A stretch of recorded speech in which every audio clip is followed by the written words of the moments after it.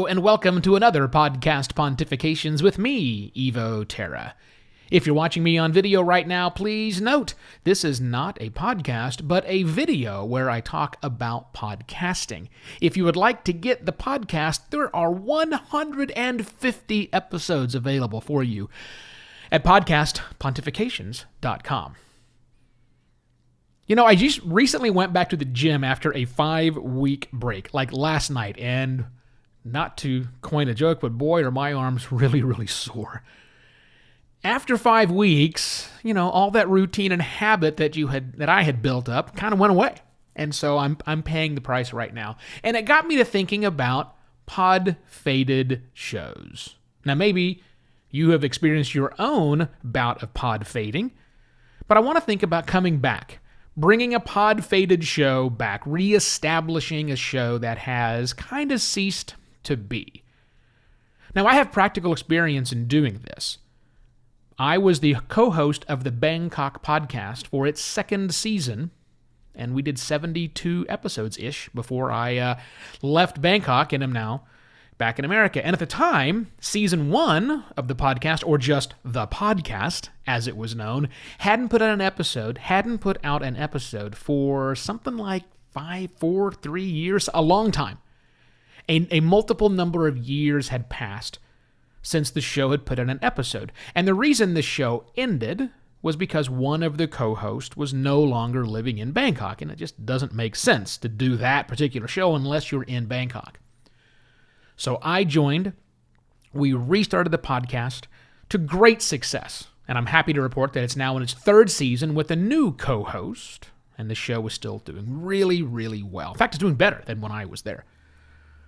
So it's with some practical experience I can tell you 3 things you need to think about before you go back and reestablish a show that has ended or has faded. And hopefully these will help you, go. Because the great thing about podcasting is, these are exclusive things that you can only do with a podcast. It's great. It's a great way to bring something back because it's a podcast. So here are the 3 things to think about when you're reestablishing a show that had ended, that had faded, that had something out. So number 1, the most important thing is remediate, a remedy. Take a close examination of why the show ended. In the Bangkok Podcast's case, again, it was because one of the hosts had went away. And find a solution for that. Hey, this dude named Evo showed up and he knows a bit about podcasting. That was Bangkok Podcast's really simple remedy. Replace co-host that left with new co-host. Yay, who happens to have podcast experience. But that may not be why the show you did has faded. Maybe you got bored. Maybe the topic wasn't as interesting as you thought. Probably not much of a remedy there, although you could think about doing a new topic. That's one thing to think about.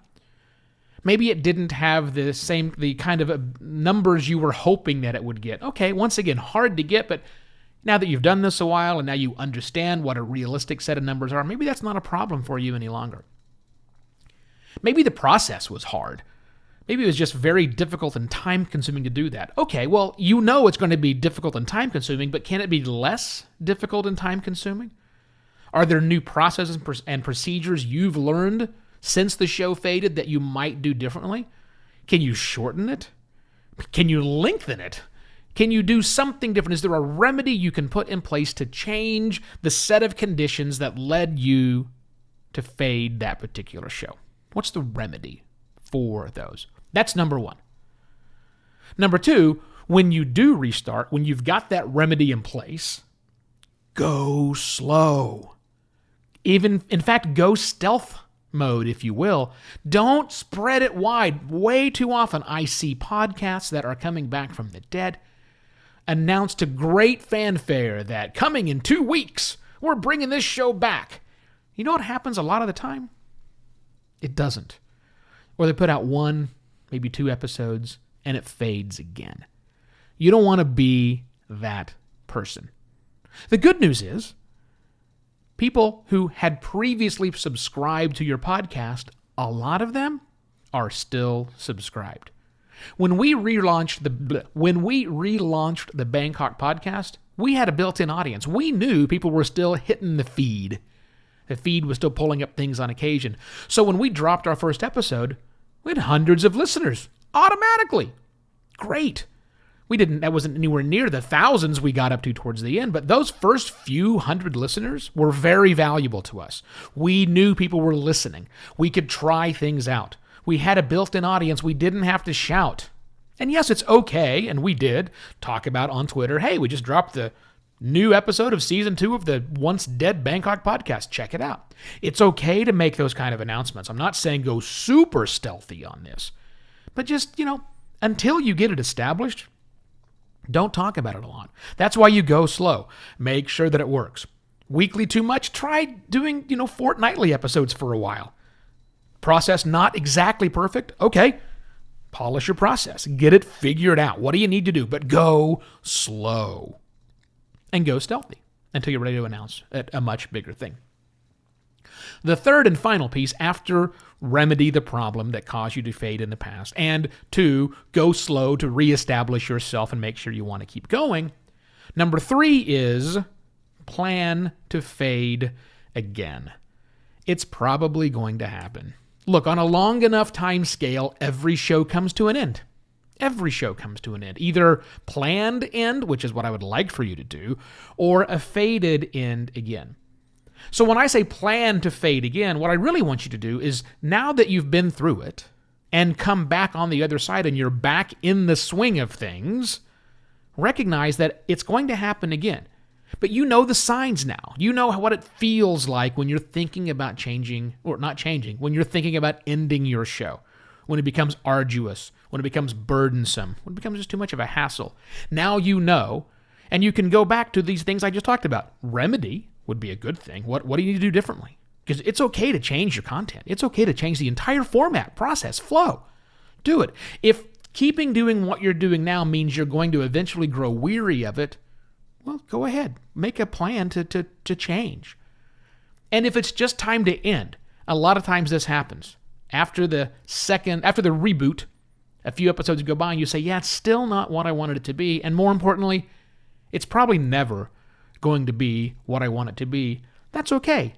Well, this time, end it. Don't just stop doing it. Bring it to an end.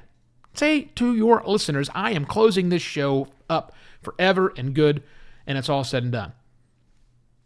You can do that, as opposed to fading it away. You can make an ending. And you can also make an open-ended ending. Look, I think I'm done.